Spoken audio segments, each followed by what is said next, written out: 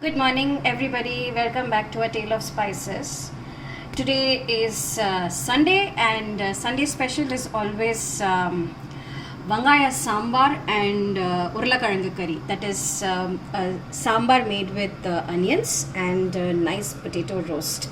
So, for the actual Arachi Vitta sambar, so this is basically a sambar where we make the fresh paste, masala paste, sambar masala paste, and add it to make the sambar. So for this, first what I'm doing is I'm taking a pan and I'm adding just about 1 tablespoon of oil to it. I'm going to let it heat up and I'm going to give it tadka of mustard, methi and red chili.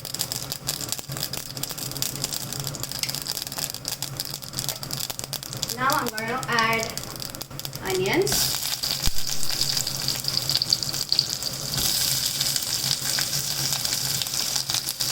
My husband loves these onions if they are like really big chunks. So I try to make it like that.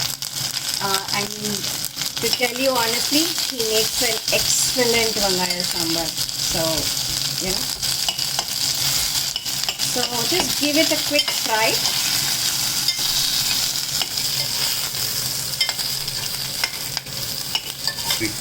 So I fried these onions for about 2 minutes, so you know they get that nice caramelized color. It really tastes good if you do that. And I have here about 2 cups of tamarind water. Now I soaked about a big lemon sized ball of tamarind and extracted the juice and made it into 2 cups of tamarind water. So I'm just going to put it in. And to this I'm going to add turmeric and hing.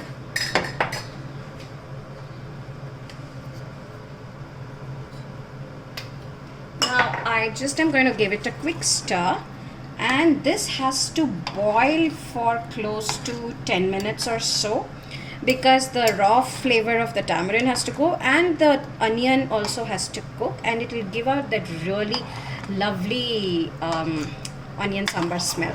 So this is going to boil for about 10 minutes. Meanwhile, I'm going to make the paste thing. So I'm going to show you how to make the paste.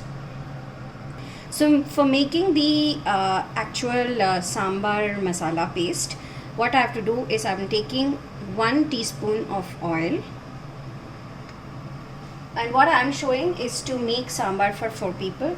So to that I'm adding about 1 big tablespoon of chana dal,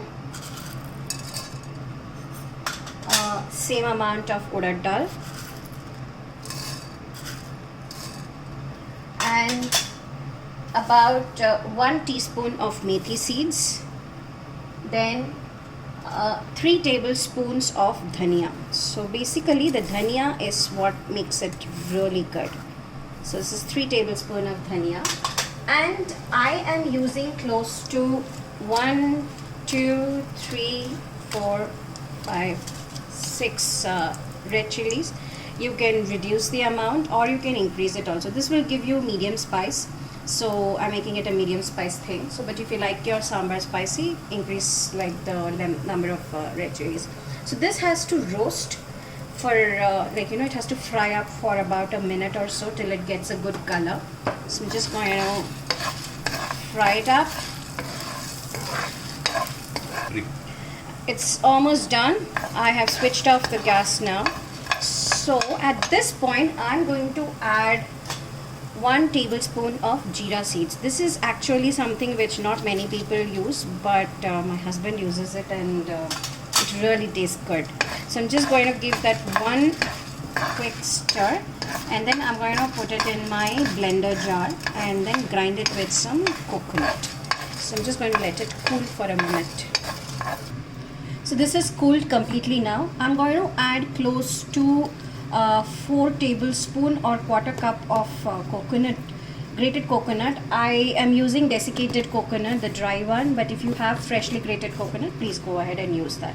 So what I'm going to do is first I'm going to do a dry blend, and then I'm going to add some water and make it into a paste.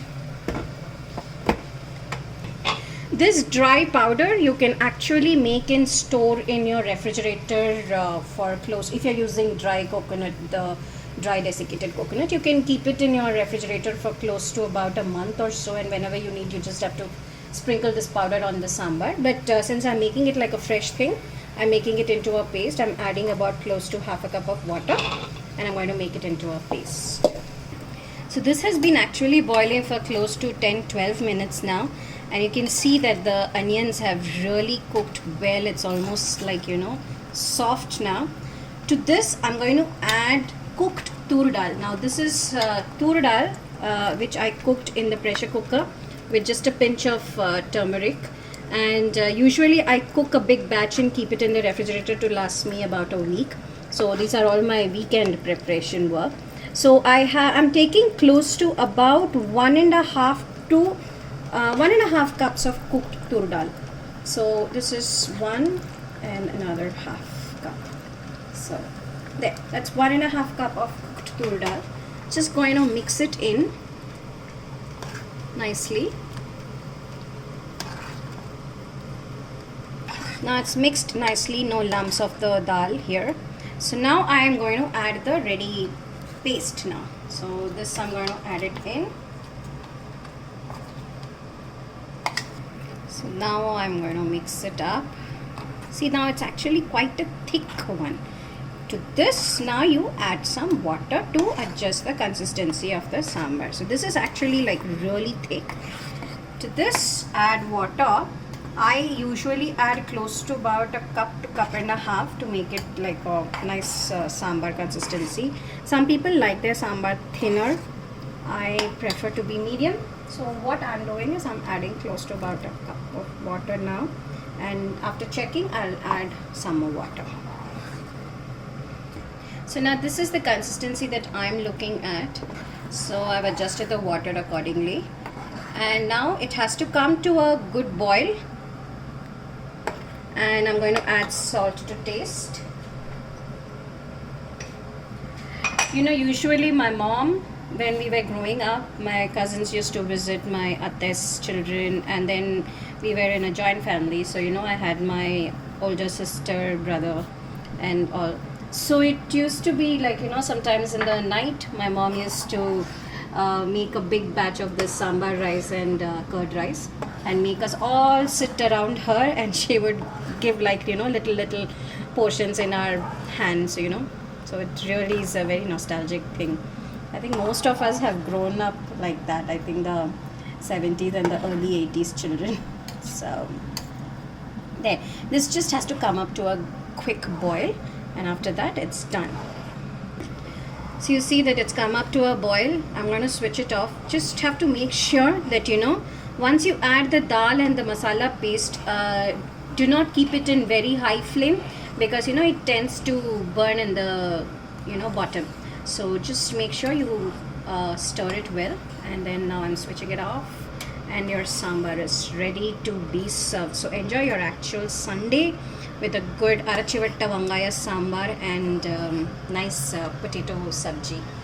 And I hope you try it out soon and have a good Sunday like how we do.